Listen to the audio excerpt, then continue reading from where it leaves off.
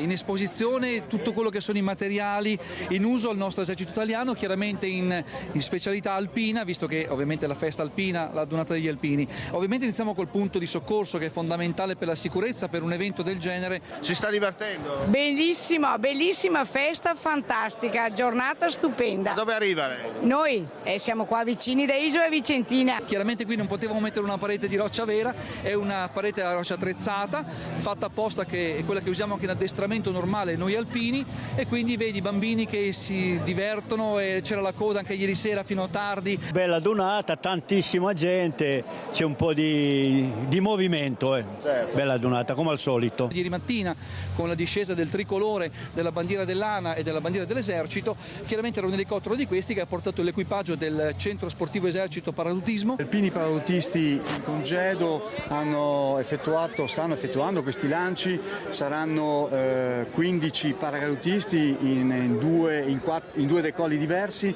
sono atterrati i primi 3 e stanno per atterrare gli altri 4 del primo decollo.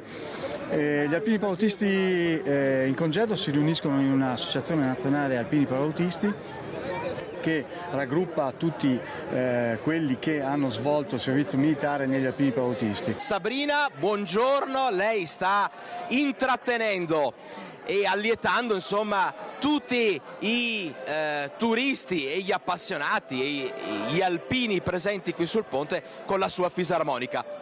Quando ti prende la malinconia,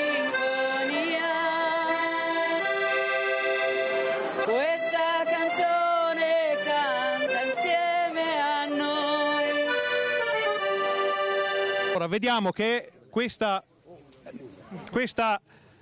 modalità è piuttosto inusuale di versare, ma l'importante è quello che c'è dentro nel bicchiere. Ma sì, ma ecco.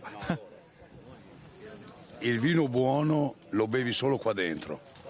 Ripeto, non è l'aurora boreale, ma è uno spettacolo di un altro tipo.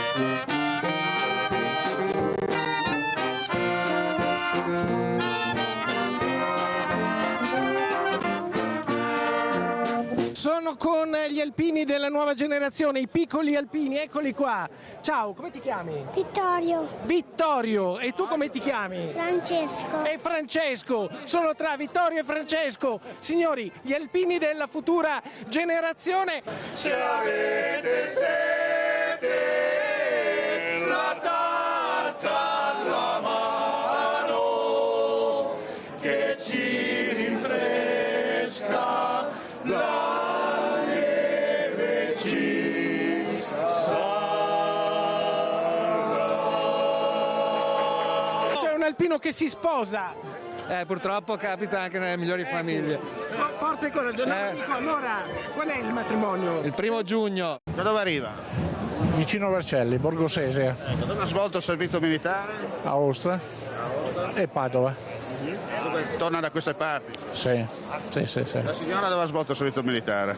Non l'ho svolto il servizio militare. Lo fa a casa lei? Esatto, 365 giorni all'anno. Canta son fa 2 lire, e 2 lire son fa 30 so.